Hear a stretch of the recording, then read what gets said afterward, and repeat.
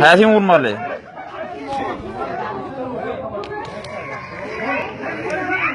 Doğru bilmiyorum. Şu atalık.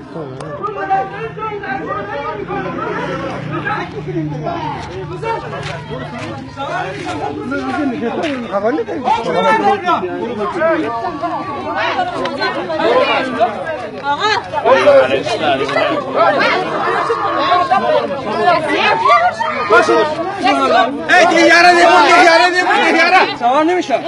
Hukm verdi. Hukm verdi abi. Her şey verdi, hukm verdi. Ay geleceğim halasını özlüyorum.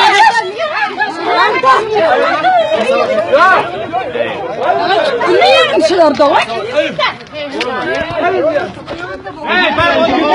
Hey, tamam vermem sana. Vermem yürü.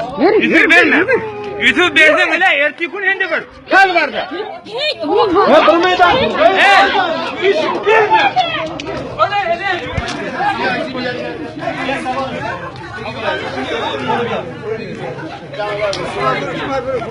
Kalıpma, kalıpma.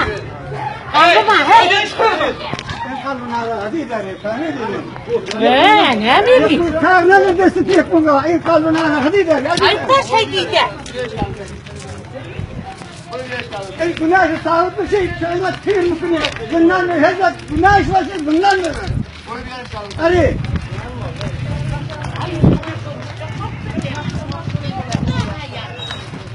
Hayatı yemiş var mı adam zaten? Sen mucizet var hayatı gitti.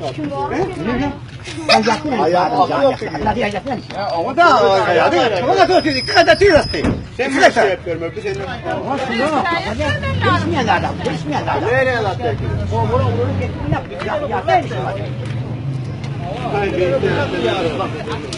Hayatı ne kadar kullanmalı?